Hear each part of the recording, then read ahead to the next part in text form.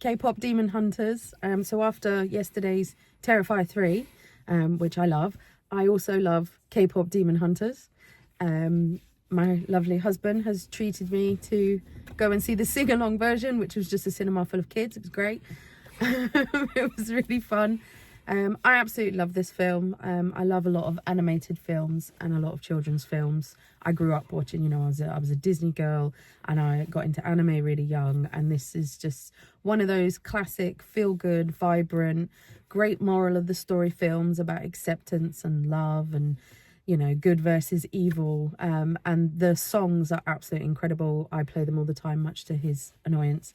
When I'm cooking dinner or in the car or whatever, and I'm singing along. So yeah, to go see the sing-along version was absolutely wonderful. Yeah. What do you want to say about it? No, you've seen it twice now. I know how much you like this film. Because I made him watch it. I was editing with it on in the background, didn't fully take it in. I know how much you like it, and there was a sing-along version of you and Odeon a while ago, and we're with Cineworld Unlimited, and obviously trying to fit as many films as I can working, but it fell on the time I was able to squeeze a screening in at our Cineworld with our unlimited card. So and it was what I find interesting, first of all, is I thought it would be busy, which it was, because it's took the world by storm, a Netflix exclusive, but it was actually a lot younger audience than I expected. It was, when you said little even kids, younger than I thought. I was expecting like 12. These are like 8, 7, 6, even younger. Young. So that surprised me how much of a grip it has, because although it's a younger person's film, and I know I'm not the demographic audience I've said, but I did expect it to be appealing to more younger teen girls than toddlers. So that surprised me.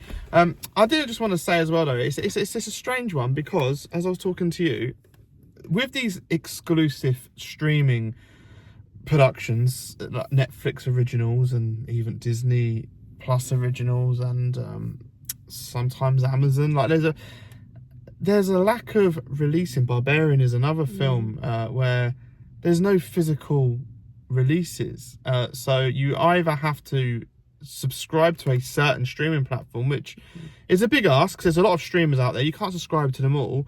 And I was saying, like, for instance, the Texas Chainsaw Massacre film Netflix has. I'm a big horror film fan, and I collect physical media and like to watch a franchise, but the only way I can see that is Netflix, which is a bit rude. And K-pop is the reason it was probably attracting a lot, is because it's Netflix exclusively stuck. Obviously Netflix did the cinema release, so I don't know if they're missing a buck. I know a lot of studios, I think a lot of people would buy this. Well, I know a lot of studios think the physical media side's a bit, but you can't even watch this on a separate streamer and pay for that. It has to be Netflix, which is a shame that it's stuck there. But it just shows you how popular Netflix can be with a crowd like that. Or, well, I was saying to you that, Sony made this film, but then sold it to Netflix because they didn't think it was going to be a big deal, and then Netflix has obviously made it this huge thing because they put I think it was something like 5 or 10 years of work into it. Where it was Chris Appelans and Maggie Kang, the directors, put, I feel, their heart and soul into this. And they put a lot of passion into it, and it shows, and everybody's loved it. And now I think Sony are probably kicking themselves a little bit. There's a lot of merchandise coming out, which, again, I said to you, it come out quite late. Like, I got my Derpy t-shirt because I love Derpy. And I feel like they missed a trick there. And I feel a physical release, I would buy it. I would buy a steelbook. I would buy a 4K of it. I'd have it on, there's a few things that I buy for myself. Watch it on Netflix. I can watch it on Netflix all the time, but I am a physical media person, and I would want that. And there's a few releases that really haven't made it to physical release that have annoyed me. Everything Everywhere All at Once is one. You can't get it in the UK, only an import. You mentioned something else. You said the Texas Chainsaw Barbarian. Well. It is frustrating because, films like this isn't just another, terrible animation that's been put out to make money. This is a true passion project. Well, I'll say my piece on K-pop. No, I'm not such a big fan of the songs, but I will admit the Soda Pop song is catchy, as the film references itself to being catchy. That's a catchy tune, and that's not the worst. And I do understand it, and I do appreciate it, but some of the songs don't completely click with me. But I'm a bit funny on music anyway, and it's a kid, eclectic. It's a kid's style music. It's K-pop style. The animation is actually quite good. It reminds me I'm a big fan of manga. I grew up with manga distribution in the UK. I know people go anime, but manga distribution, it used to release a lot of forgotten classics, stuff that really hasn't made its way back over here. Some are around if you dig deep, but the animation actually echoed. There is a film called Zegai, which is a really good manga VHS I had, and this actually did remind me, the animation style of it did echo that a little bit. I even Suzume has a similar style to Suzume, this. yeah. Like I Incredible, really love that. So I do appreciate the animation style because it did echo that. And the end gives me Sailor Moon vibes, so that's a win-win. However, I'm not. It's not critical. I can see that the audience, the target audience, and the reach on the film is obviously supposed to be a younger audience. However, not too young, because there is some deep meaning in it, which I'm not blind to. And although I'm not a big fan of some of the songs because of just the way they are, it's not, the songs do touch on serious issues, and you know, the film does look at acceptance and being yourself, and you know, there's a lot of, to be honest, a lot of younger aimed films do have a lot more impactful messages than adult films. Sometimes they are sometimes more of a point to have an agenda. You've got to be careful the agenda isn't too over the top. It's a bit like Frozen, you know, like she was told to hide it and keep it locked away, and then it ends up going horribly wrong. It's the same sort of accept yourself type stuff. K-pop is a strange one, because you've kind of got like a young teen girl sing along mixed with slaying demons. That is actually soul sucking, a bit of a juxtaposition in a way. So that is a bit odd.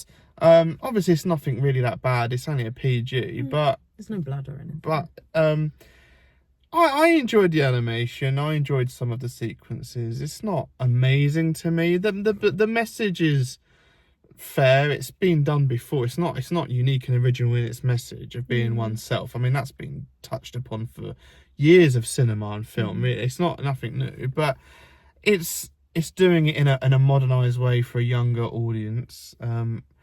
I can see the appeal, but even the younger me wouldn't have been blown away by this either. It's not even about my age. But you're not the demographic.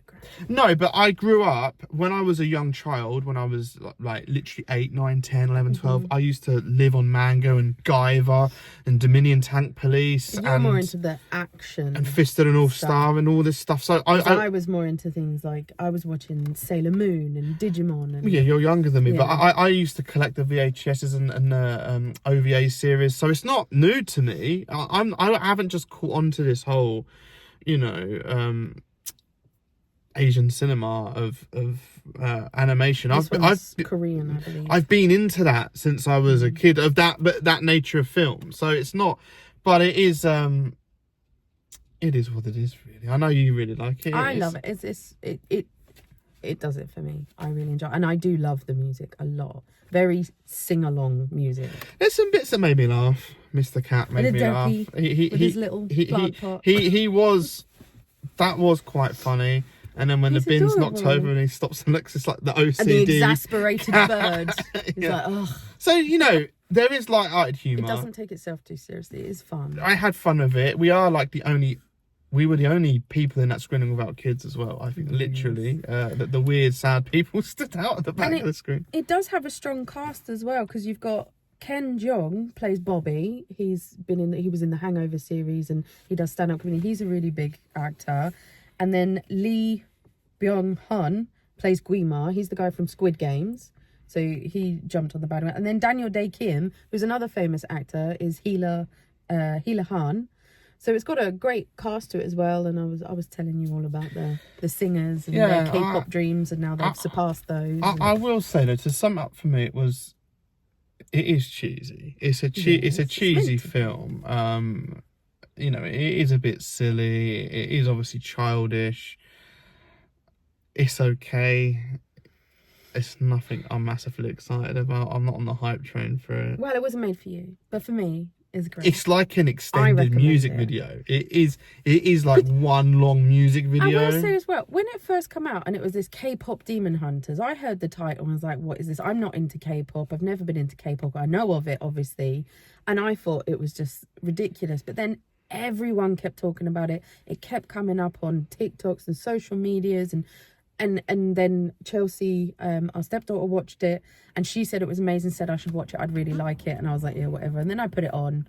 And now I'm obsessed with it. So, yeah, it kind of... The title, I don't think, does it justice. K-pop Demon Hunters. With Derpy.